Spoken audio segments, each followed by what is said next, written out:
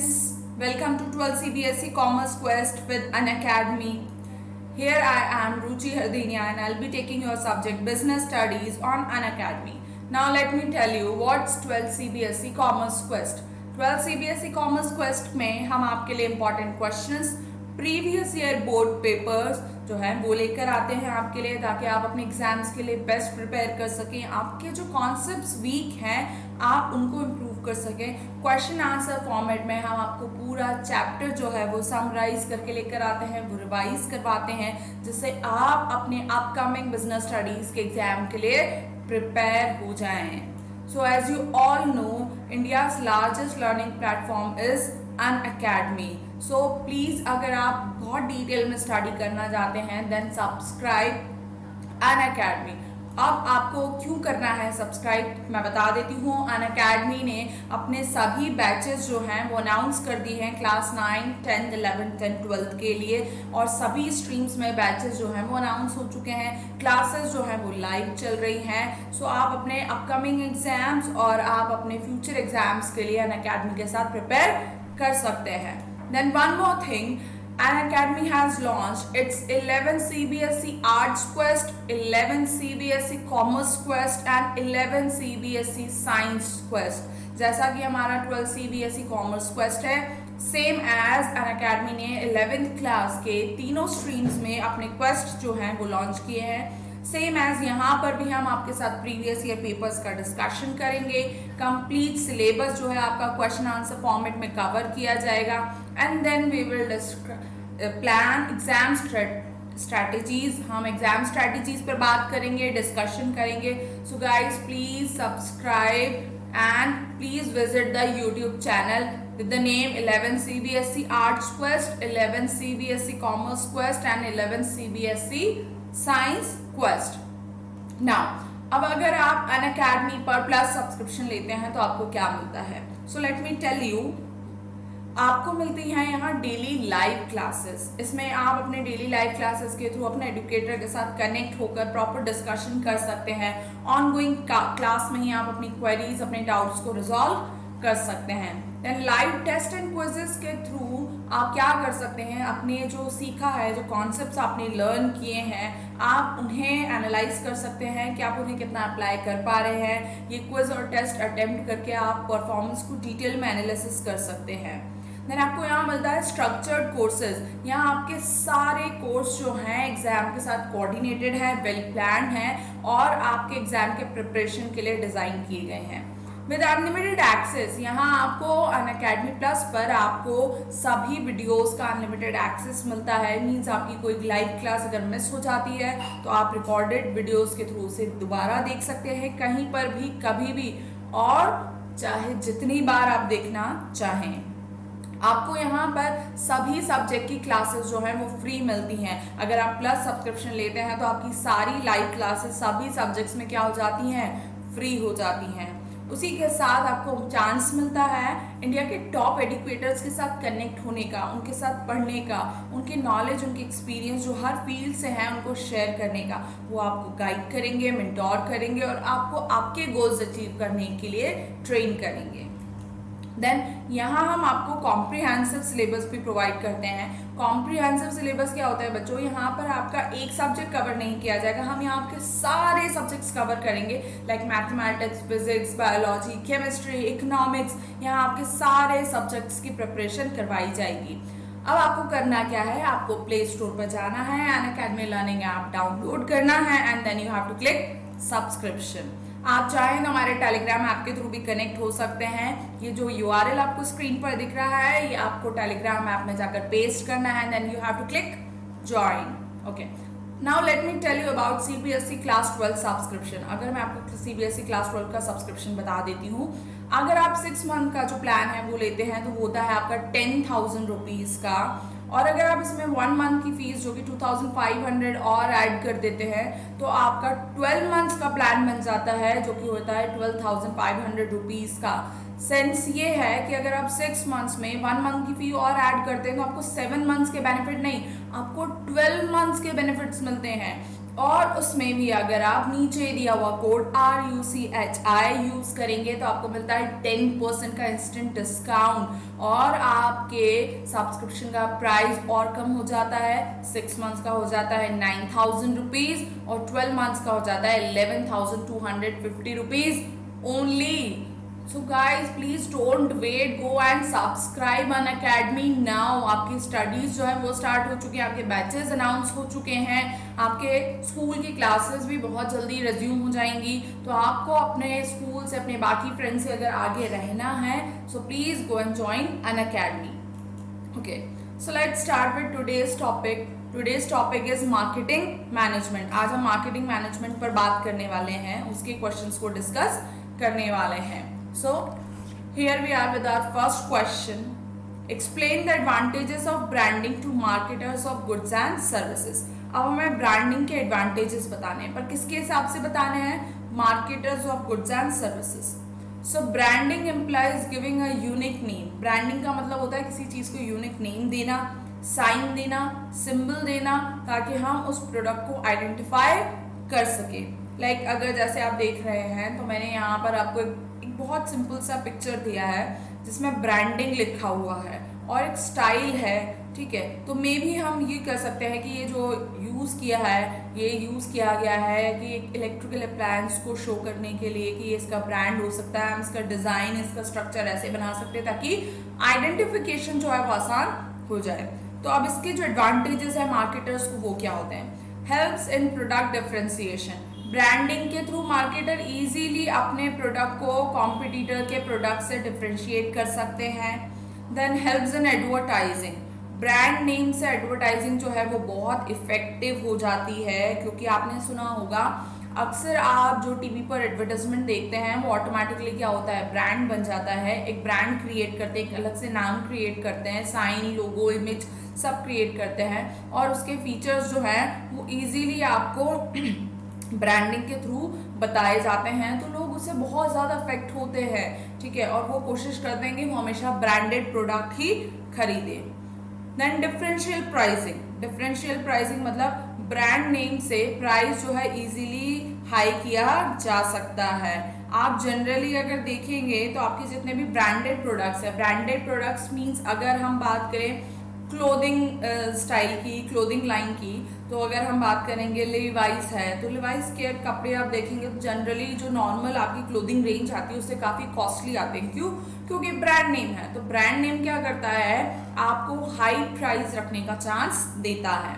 Then easy introduction of new product. अब company जो है अपने ब्रांड नेम का यूज करके बहुत इजीली किसी भी नए प्रोडक्ट को पॉपुलराइज कर सकती है, क्योंकि ऑलरेडी ब्रांड को बहुत लोग जानते हैं। अब उस ब्रांड की अपनी मार्केट गुडविल बनी हुई है। ऐसे में अगर वो अपना कोई नया प्रोडक्ट लॉन्च करेंगे तो वो भी इजीली पॉपुलराइज हो जाएगा। क्यों? क्योंकि कंपनी जो है अपने ब्रांड के अंडर उस प्रोडक्ट को रिलीज कर रही है और ब्रांड को सभी लोग जानते हैं। लाइक नेस्ले है, अब नेस्ले की कॉफ़ी भी आती है, नेस्ले की मैगी भी आती है, नेस्ले की चॉकलेट्स भी आती हैं और भी बहुत सारे प्रोडक्ट्स आते हैं नेस्ले के। तो नेस्ले ब्रांड है और नेस्ले के अंदर जितने भी प्रोडक्ट्स आ रहे हैं वो लोगों को बहुत जल्दी अफेक्ट कर रहे हैं, लोग बहुत जल्दी पॉपुलराइज हो रहे हैं, क्योंकि लोगों ने Nestle as a brand prefer किया हुआ है, उसको देखा हुआ है, उसकी गुडविल मार्केट में बनी हुई है। तो ब्रांडिंग का ये अलग इम्पैक्ट होता है सोसाइटी पर। Okay, so next question, list the characteristics of a good brand name. अच्छे ब्रांड नेम के कैरेक्टरिस्टिक्स हमें यहाँ बताने हैं। So good brand name consist of the following characteristics. The name should B short and easy. Name कैसा होना चाहिए? Branding का हमेशा शॉर्ट एंड ईजी होना चाहिए। लाइक एग्जाम्पल दिया है Pond's, Rin. A brand should suggest the benefits और qualities of the product also. Brand में हमेशा होना चाहिए कि वो क्वालिटी और प्रोडक्ट बताना चाहिए। लाइक बूस्ट, बूस्ट जो है जनरली किसके लिए? एनर्जी के लिए आता है। फेयर एंड लवली जो है वो फेयरनेस क्रीम है, तो उससे पता लग रहा है कि ये किस चीज़ के बारे में हो सकता है। Then the name should be unique as well as acceptable. Unique and acceptable means नाम ऐसा नहीं होना चाहिए जो सोसाइटी को पसंद ना आए, लैंग्वेजेस में उसका मतलब अलग ना निकल जाए। तो हर चीज़ एनालाइज करने के बाद ब्रांड का जो नेम है वो रखना चाहिए। ऐसा ना हो कि हमने तो कोई नाम रखा है वो हमारे हिसाब से है और पता लगा किसी और कंट्री में उसका तो कुछ मीनिंग है अलग निकल जाता है, कुछ बहुत गलत वर्ड निकल रहा है, कुछ बहुत गलत मीनिंग निकल रहा है, तो फिर हमारा ब्रांड जो है वो सक्सेसफुल नहीं होगा। तो हमेशा नाम जो है वो यूनिक होना चाहिए, अडेप्टेबल होना चाहिए। Then a brand name should be versatile. Versatile means आप ब्रांड नेम ऐसा होना चाहिए कि उसके अंदर आप बहुत सारे प्रोडक्ट्स जो हैं अगर लॉन्च कर सके, अगर आप चाहें इन फ्यूचर, अगर आप डाइवर्स चैनल में काम करना चाहते हैं, डाइवर्स प्रोडक्ट्स पर काम करना चाहते हैं, तो आप अपने ब्रांड के अंदर ही उसे लॉन्च करेंगे। तो आपका ब्रांड नेम हमेशा ऐसा होना चाहिए जिसके अंदर आप अलग अलग प्रोडक्ट्स को लाइन कर सके या फिर आप सिंगल प्रोडक्ट में ही डील करें। Then it must be distinctive. Brand name हमेशा अलग होना चाहिए और लीगली प्रोटेक्टेड होना चाहिए। लीगली प्रोटेक्टेड मीन्स आपके कोई ब्रांड नेम का यूज ना कर सके, कोई फेक सेकंड कॉपीज ना बना सके, इसलिए आपको उसको प्रोटेक्ट करना होगा, लीगली ऑथोराइज कराना होगा। Then what is social concept of marketing. अब सोशल कॉन्सेप्ट ऑफ मार्केटिंग में मैंने बहुत सिंपल एक इमेज के थ्रू एक्सप्लेन किया है यहाँ पर। There needs plus society first equals to better business. इसी को हम सोशल कॉन्सेप्ट ऑफ मार्केटिंग कहते हैं। मीन्स जो कंपनी है उसकी नीड्स भी फुलफिल होनी चाहिए, सोसाइटी की रिस्पॉन्सिबिलिटी को फुलफिल करते हुए जो बिजनेस किया जाता है हम उसको बोलते हैं सोशल मार्केटिंग कॉन्सेप्ट्स। हम इसमें कस्टमर की नीड्स और सेटिस्फाई को भी ध्यान रखते हैं, इवन हम प्रॉफिट्स को भी ध्यान रखते हैं और सोशल रिस्पॉन्सिबिलिटी फुलफिल करते हुए हम बिजनेस को परफॉर्म करते हैं, बिजनेस एक्टिविटीज को परफॉर्म करते हैं, उसको हम बोलते हैं social marketing concept. Okay, so next, enlist the advantages of packaging of a customer product. अब पैकेजिंग क्या होती है? Packaging refers to the process of developing and designing the container for a product. किसी भी प्रोडक्ट के लिए जो develop करना है हमें कंटेनर, उसको डिजाइन करना है, उसको हम क्या बोलते हैं? पैकेजिंग बोलते हैं। A good packaging has the following advantages. एक अच्छी पैकेजिंग, आप भी कहीं जाते हैं तो सबसे पहले अपना लगेज पैक करते हैं, आपके लिए भी बहुत इंपॉर्टेंट होता है कि आप अपना जो पूरा सामान है ठीक से प्रॉपरली पैक करें। अदरवाइज क्या होगा, या तो कुछ सामान खराब हो जाएगा या कुछ मिस हो जाएगा या उसके टूटने के चांसेस ज़्यादा होते हैं। तो हमें पैकेजिंग बहुत ध्यान से करनी पड़ती है। सेम एज प्रोडक्ट्स में भी यही होता है। So it enables differentiation and identification of process. Packaging से डिफरेंशिएशन एंड आइडेंटिफिकेशन हो सकता है। कैसे? लाइक आपने टूथपेस्ट देखे होंगे, टूथपेस्ट जो है बाहर एक उनका एक आउटर कवर आता है, वो सबका अलग अलग होता है, वो किस तरह पैक किया जाता है उसी से हम उसको आइडेंटिफाई कर सकते हैं। ठीक है, then it acts as a promotional tool. जो पैकेजिंग होती है वो प्रमोशनल टूल की तरह काम करती है, क्योंकि पैकेजिंग के ऊपर सब कुछ लिखा होता है, कंपनी का नाम, डेट, एक्सपायरी डेट, उसको कैसे यूज करना है, क्या इंग्रेडिएंट्स उसके अंदर है, कस्टमर केयर नंबर क्या होगा, एवरीथिंग। उसमें हम कलर्स, पिक्चर्स का, सिंबल्स का यूज करके कस्टमर्स को अट्रैक्ट करने की कोशिश करते हैं। Then appropriate packaging contributes to convenience and handling.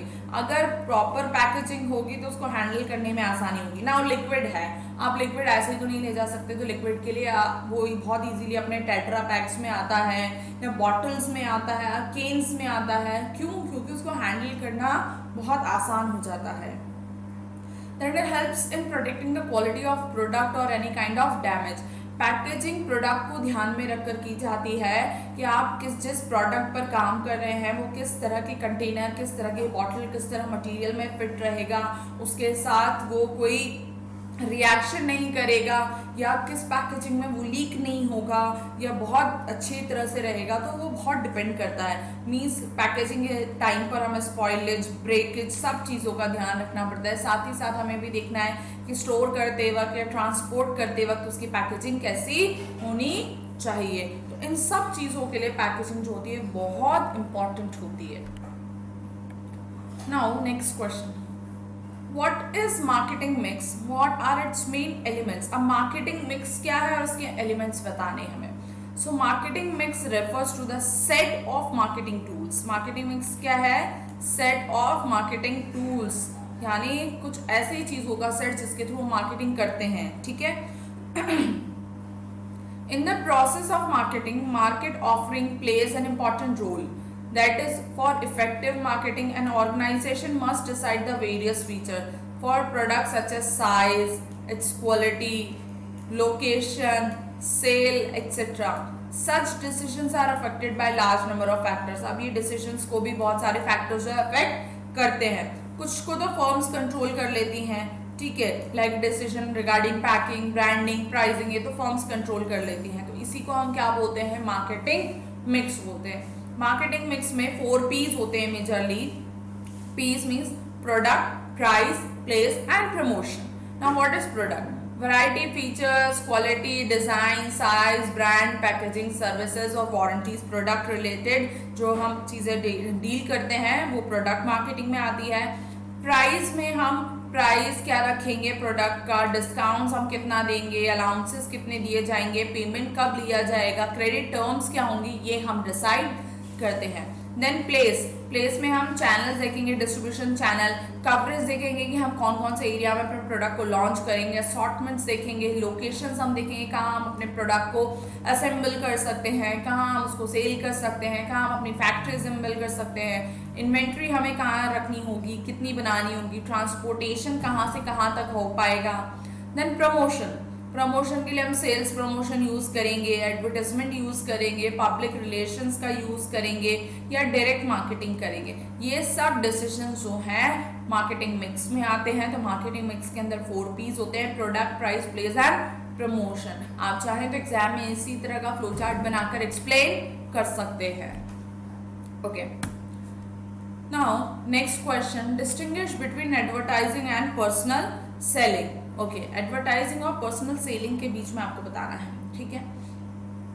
अब यहाँ पे एडवर्टाइजिंग के बारे में बताया मैंने और यहाँ पर्सनल सेलिंग के बारे में बताया. तो advertising provides information about product और सर्विसेज टू प्रोस्पेक्टिव बायर्स. जो लोग चीजें खरीदने वाले हैं उनको प्रोडक्ट और सर्विसेज की इंफॉर्मेशन किससे होती है, वो एडवर्टाइजमेंट से होती है. Advertising is a paid form of communication. आपको लोगों तक बात पहुंचाने के लिए, एडवर्टाइज करने के लिए बहुत सारा पैसा जो है वो देना पड़ता है, पेड फॉर्म है ये. Then non personal presentation, since the message is given to all not to one specific individual. Non personal होता है, इसमें हम किसी एक से बात नहीं कर रहे होते हैं, इसमें हम पूरी पब्लिक, जनरल पब्लिक से बात कर रहे होते हैं. अपना मैसेज जो है जनरल पब्लिक के लिए होता है. Advertising publicises goods, services, ideas and events.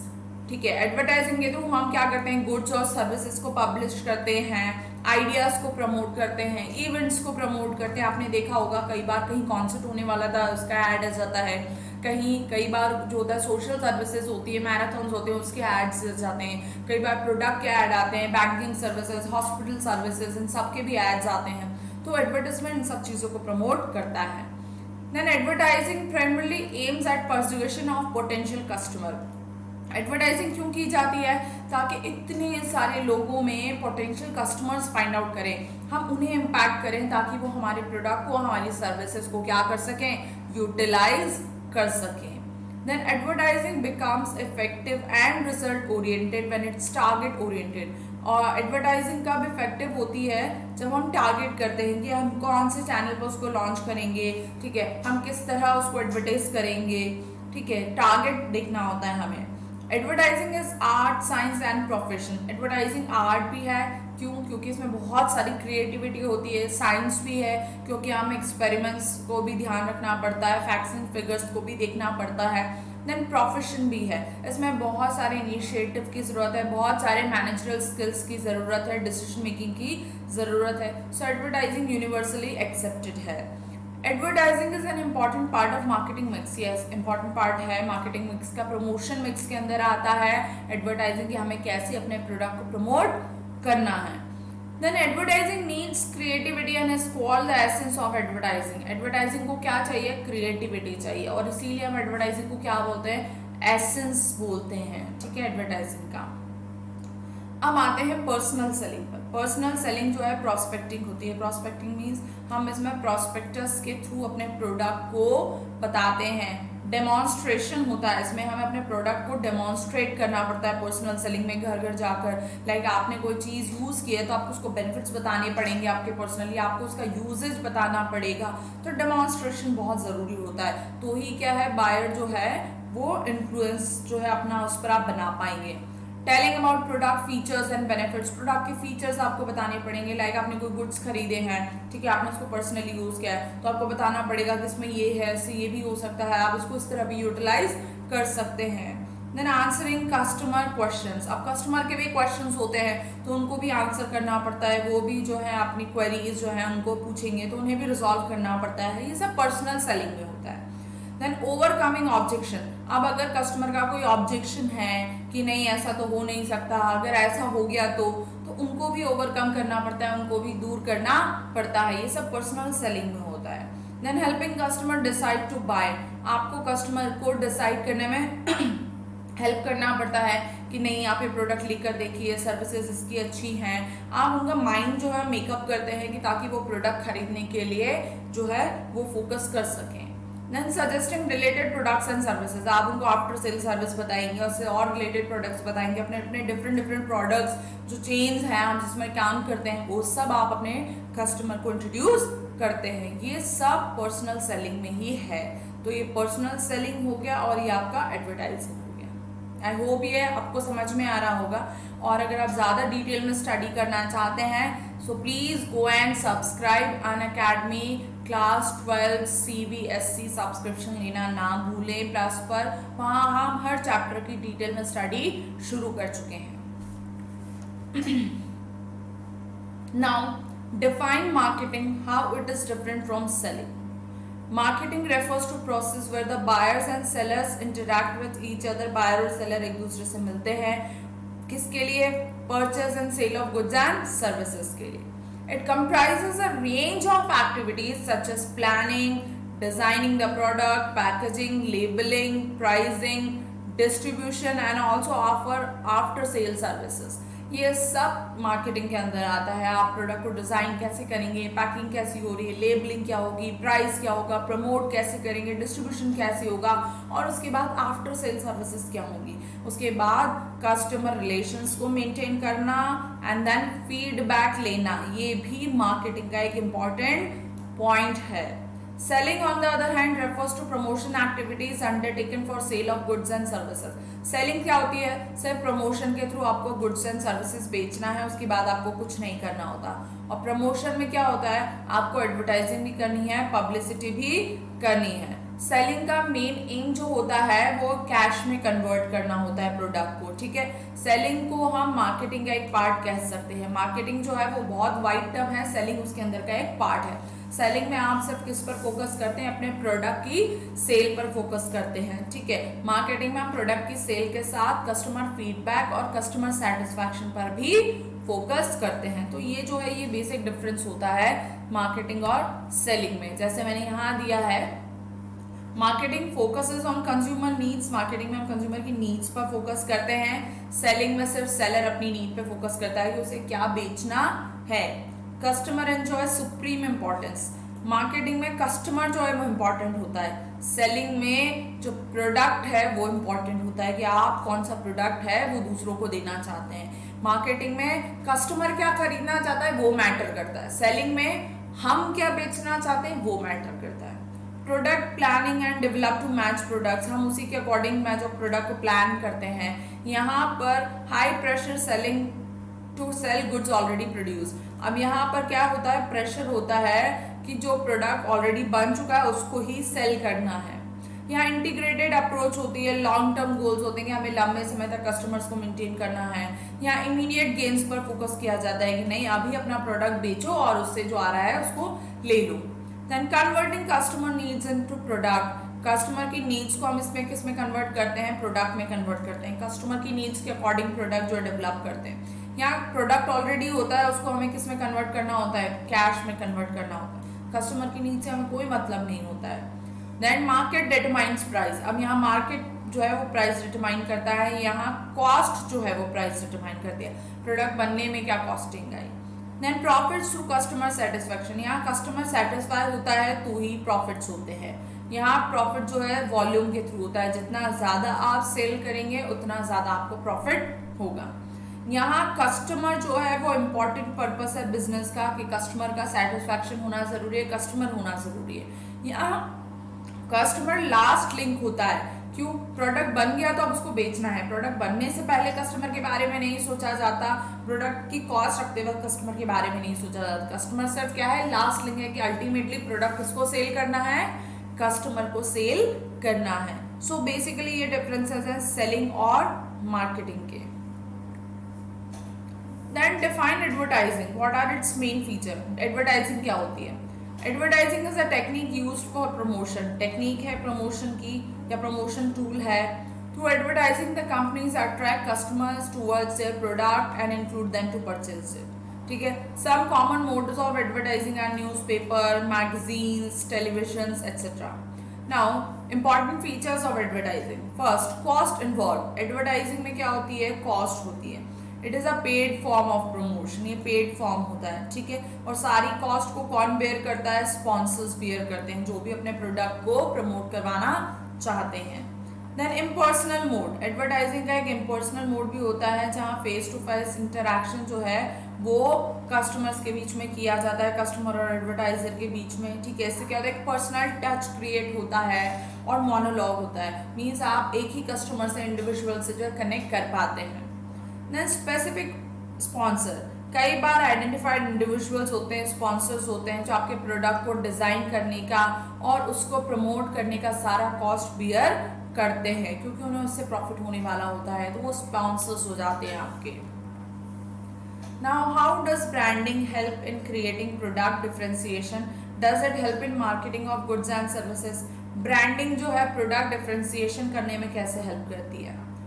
Branding implies giving a unique name, हम देख चुके हैं ब्रांडिंग क्या होता है, यूनिक नेम, साइन, सिंबल होता है। ठीक है, through branding the differentiate their product from that of similar product. Branding हम क्यों कर रहे हैं, ताकि हम अपने प्रोडक्ट को सेम दिखने वाले प्रोडक्ट से अलग दिखा सकें। ठीक है, if instead of branding the first opt for generic name for their product, they would not be able to distinguish their product from the competitors। अब अगर आप ब्रांडिंग नहीं करेंगे और नॉर्मल नेम होगा आपके प्रोडक्ट का, तो सारे प्रोडक्ट्स जो सिमिलर्स हो जाएंगे, फिर सामने वाले को कोई फर्क नहीं पड़ता कि वो आपका प्रोडक्ट खरीदे या कॉम्पिटिटर का प्रोडक्ट खरीदे। इसलिए ज़रूरी है कि आप क्या करें, ब्रांडिंग करें।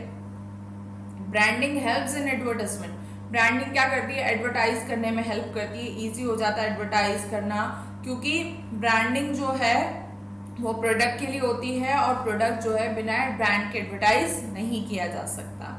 देन इनेबल्स डिफरेंशियल प्राइसिंग, अच्छी ब्रांडिंग होगी तो लॉयल्टी बढ़ेगी कस्टमर की, और अगर कस्टमर की लॉयल्टी बढ़ती है तो हम एक हाई प्राइस जो है वो चार्ज कर सकते हैं। अक्सर आपने देखा होगा ब्रांडेड चीज़ जो है महंगी ही होती हैं, क्यों? क्योंकि ब्रांड है वो, इसलिए उनको कॉस्ट जो है बढ़ाकर रखा जा सकता है और लोग उस पर खरीदेंगे। Then facilitates introduction and new products, branding से आप क्या कर सकते हैं, ऑलरेडी अपने न्यू प्रोडक्ट के लिए जो बेस है वो बन चुका है आपके ब्रांड के थ्रू, अब अपना न्यू प्रोडक्ट जो है आप रेप्यूटेटेड ब्रांड के अंडर लॉन्च कर सकते हैं। इससे क्या होगा, इसको अच्छी खासी पहचान मिल जाएगी और बेनिफिट्स जो ऑलरेडी ब्रांडिंग के बने हुए हैं कंपनी के, वो आपको प्रोडक्ट में मिलना शुरू हो जाएंगे। Then company uses same promotional schemes like buy one get one free, free samples, free gifts, so go on to boost the sales of its product to earn high profits. This result in unnecessary hike in the prices of goods. In your opinion, is this policy in the interest of the society? A promotional scheme के लिए free जो samples दिए जा रहे हैं, free gifts दिए जा रहे हैं, इससे कंपनी के ऊपर जो है वो प्रेशर बढ़ गया है प्रॉफिट्स को अर्न करने का, और उन्होंने प्राइसेस जो है वो बढ़ा दिए हैं। तो क्या सोसाइटी के लिए अच्छा है? No, it's not in the interest of society. Unnecessary increase in the cost, आपने कॉस्ट क्यों बढ़ा दी? क्योंकि आप जो है वो क्या कर रहे थे, फ्री गिफ्ट्स और फ्री सैंपल्स प्रोवाइड कर रहे हैं, तो आपने उसके थ्रू अपनी कॉस्ट को इंक्रीज कर दिया। देन इंक्रीजिंग एक्स्ट्रा वैकेंसी, आपने एक्स्ट्रा खर्चा बढ़ा दिया जिसकी कोई ज़रूरत नहीं थी। ठीक है, तो एक तो हमारा पॉइंट ही हो गया, दूसरा है कि एक्स्ट्रा वैकेंसी हो गई है, तीसरा इंक्रीज इन सेल्स वॉल्यूम, इससे क्या होगा, सेल्स की वॉल्यूम बढ़ जाएगी। अब आपको फ्री सैंपल्स भी बनाने हैं और अब आपको जो डिलीवर करना है वो भी बनाना है।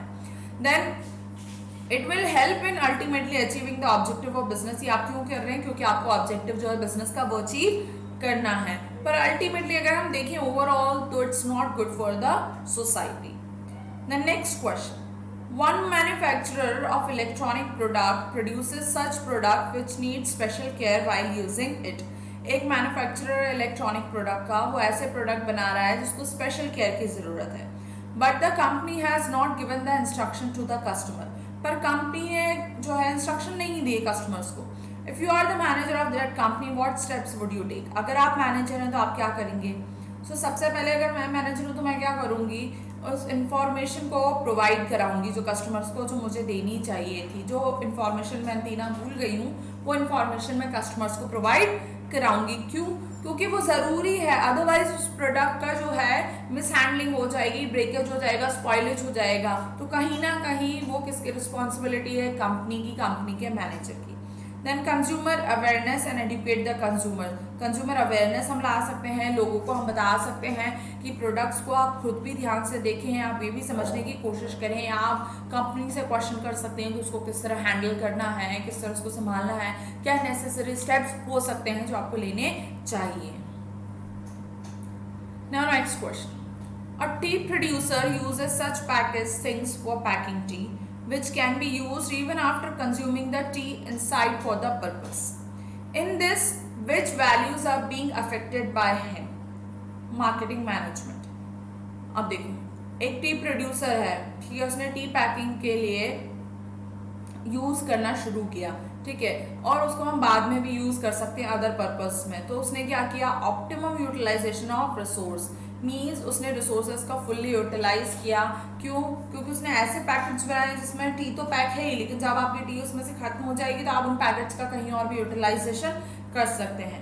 Then it protects the environment. क्यों? क्योंकि एनवायरनमेंट से ही हम चीज़ें रिसोर्सेज यूज़ कर रहे हैं, एनवायरनमेंट के रिसोर्स का यूज़ करके हम अपने प्रोडक्ट्स जो है बना रहे हैं। अब एक ही प्रोडक्ट अगर मल्टीपल टाइम्स यूज़ किया जाता है तो एनवायरनमेंट के रिसोर्सेज के ऊपर प्रेशर जो है वो कम हो जाएगा। Then increasing the cost by using boxes and containers. अब उसने जो किया वो ऐसे बॉक्स और कंटेनर्स प्रोवाइड करके वो क्या कर रहा है? कॉस्ट को बढ़ा सकता है। आपने देखा होगा बहुत सारे जो हैं जो हम वॉशिंग पाउडर्स आते हैं, टी आती है, टी में बहुत सारे स्टील के कंटेनर्स आते हैं, प्लास्टिक बॉक्सेस आते हैं, तो इनके थ्रू कॉस्ट जो है वो इंक्रीज कर दी जाती है, ठीक है, तो कॉस्ट भी इंक्रीज हो जाती है। दूसरा वो जो पैक है वो भी जो है मल्टीपल टाइम्स में यूज आ जाता है। A commercial unit uses rocks, trees, electric poles, historical movements and walls to advertise its product. This advertising policy shows which faults of the company. सबसे पहले तो हार्मिंग द एनवायरनमेंट, क्योंकि ये जो है ये नेचुरल एनवायरनमेंट को यूज़ कर रहे हैं, रॉक्स, ट्रीज, इलेक्ट्रिक पोल्स वगैरह। Then damaging the natural beauty, natural beauty को भी खराब कर रहे हैं। देन डैमेजिंग हिस्टोरिकल मॉन्यूमेंट्स, यहाँ हिस्टोरिकल मॉन्यूमेंट्स को भी वो खराब कर रहे हैं जो बहुत हमारे लिए कल्चरल हेरिटेज है, जिसको बहुत सालों से हमने संभाल कर रखा है। Then in this way what they are trying to do, they are trying to provide the information to the people. वो ये सब क्यों कर रहे हैं? ताकि वो एक जो पर्टिकुलर इन्फॉर्मेशन है वो लोगों तक पहुंचाना चाहते हैं, बट वो क्या कर रहे हैं इन सब चीज़ों के थ्रू? अल्टीमेटली वो नेचुरल ब्यूटी, एनवायरनमेंट और हिस्टोरिकल मॉन्यूमेंट्स को डैमेज कर रहे हैं, उनको नुकसान पहुंचा रहे हैं। Now question number 40, introducing a scheme of 50% plus 40% less by the coupons is the example of which sales promotion technique? ठीक है, इसको हम बोलते हैं डिस्काउंट। 50% ऑफ, 40% ऑफ ये बोलते हैं हम, तो वो हमें क्या मिल रहा है? डिस्काउंट मिल रहा है। तो ये सेल्स प्रमोशन टेक्निक है जिसमें हम क्या करते हैं? एक्चुअल प्राइस पे कंसेशंस जो हैं वो देते हैं। Then name the sales promotion technique in which scratch cards are use. Scratch cards जो होते हैं वो कौन से होते हैं? सेल्स प्रमोशन में आते हैं। Instant draw and assign gifts, वो क्या होते हैं? इंस्टेंट ड्रॉ जो आपके उसी वक्त खुलता है वो आपका गिफ्ट हो जाता है। Then Automobiles Limited offered to sell their new bike at rupees 4,000 less than usual price is example of sales promotion. Name the technique and explain two other technique with examples. अब देखो इसको हम बोलते हैं rebate. उन्होंने क्या दिए? Rebate दिए, छूट दिए, 4,000 रुपये कम कर दिए। Under it in order to clear excess stock, क्योंकि ये तब किया जाता है जब आपके पास क्या हो? एक्सेस स्टॉक हो। अदरवाइज कंपनी कभी भी अपने प्रोडक्ट्स का प्राइस कम नहीं करती हैं, ठीक है, उनके पास स्टॉक है, उसको उन्हें क्लियर करना है, तब वो इसका यूज करती हैं। Two other techniques are full finance, ठीक है, एट 0% एंड सैम्पल्स जो है वो ये प्रोवाइड कर सकती है। अगर आपका प्रोडक्ट जो है छोटा है और ज़्यादा कॉस्टली नहीं है तो आप सैम्पल्स प्रोवाइड कर सकते हैं। और बहुत बड़ा प्रोडक्ट है तो आप फुल फाइनेंस भी दे सकते हैं, 0% डाउन पेमेंट और 0% interest, whatever. Now question number 17, explain the major activities involve in physical distribution of product. अब प्रोडक्ट के फिजिकल डिस्ट्रीब्यूशन में कौन कौन सी एक्टिविटीज जो हैं वो इन्वॉल्व हो सकती हैं।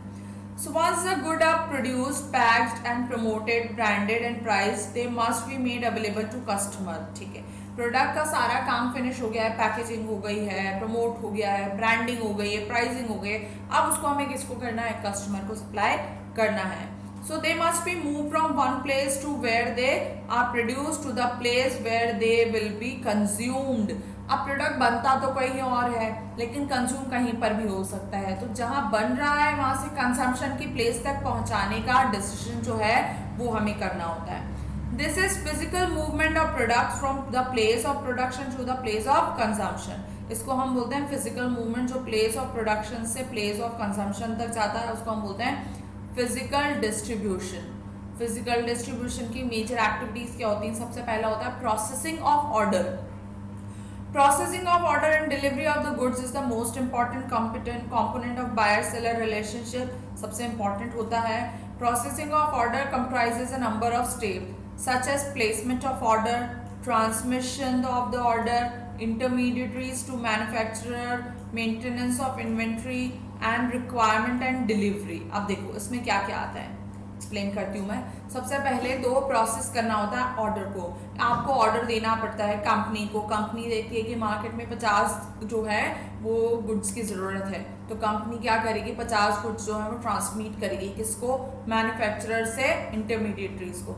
अब इंटरमीडिएटरीज को वो सिर्फ 50 नहीं करेगी, थोड़ा ज़्यादा करेगी, क्योंकि बाई चांस अगर और डिमांड आ जाती है तो उसको फुलफिल कर सके। अब मैन्युफैक्चरिंग को इंटरमीडिएटरी को क्या देखना है, उसको ये देखना है कि वो इन्वेंट्री कहाँ मेंटेन कर सकता है, कहाँ रख सकता है। उसके बाद जैसे जैसे रिक्वायरमेंट होगी उसके अकॉर्डिंग वो प्रोडक्ट की डिलीवरी देता रहेगा।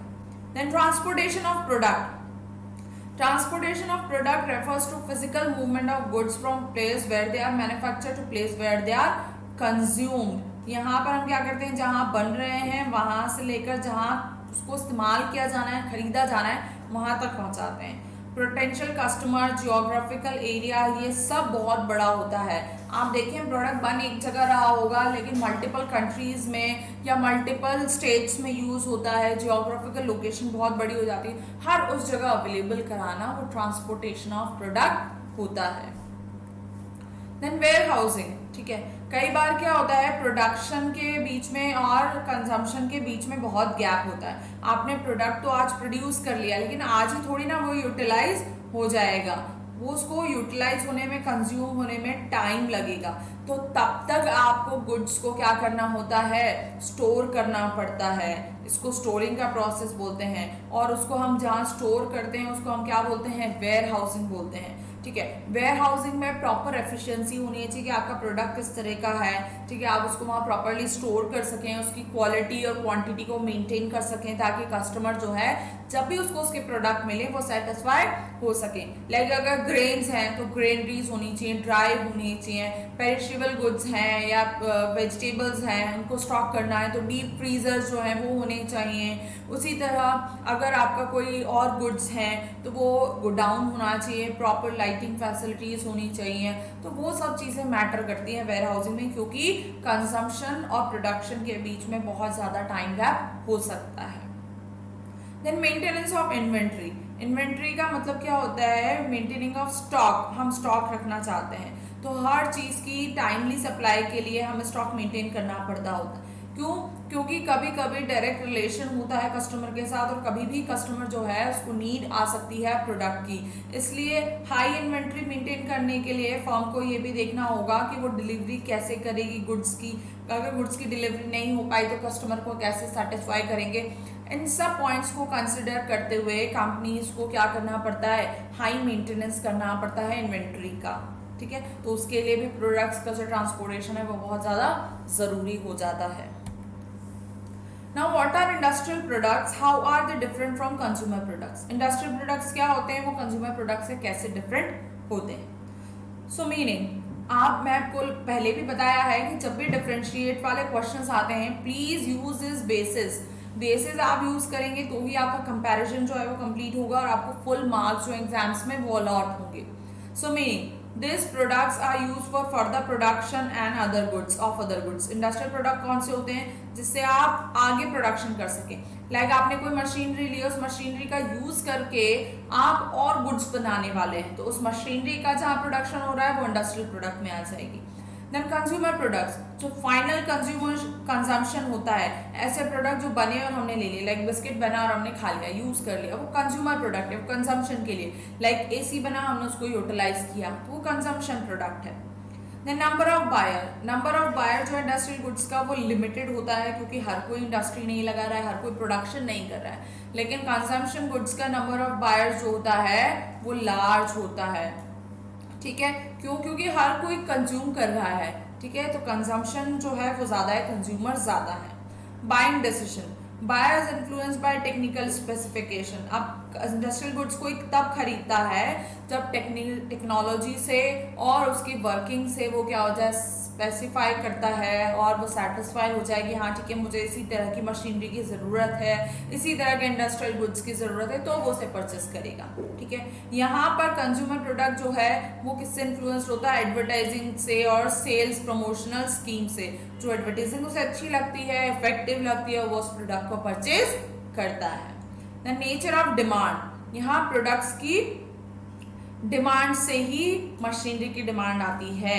अब देखो, अगर मार्केट में प्रोडक्ट की डिमांड बढ़ जाएगी तो उसको बनाने के लिए मशीनरी की डिमांड भी बढ़ेगी, टेक्नोलॉजी की डिमांड बढ़ेगी, तो ही इंडस्ट्रियल प्रोडक्ट्स की डिमांड आती है. यहाँ पर डायरेक्ट डिमांड होती है, कंज्यूमर डायरेक्ट कंज्यूम कर रहा है तो वो डायरेक्ट डिमांड करता है कि नहीं हमें तो प्रोडक्ट चाहिए, क्योंकि वो सीधे कंज्यूम कर रहा है. यहाँ डायरेक्ट डिमांड होती है, यहाँ डिमांड किसी और चीज से आती है, और यहाँ डायरेक्ट डिमांड होती है, यहाँ डायरेक्ट कंज्यूमर से डिमांड आती है.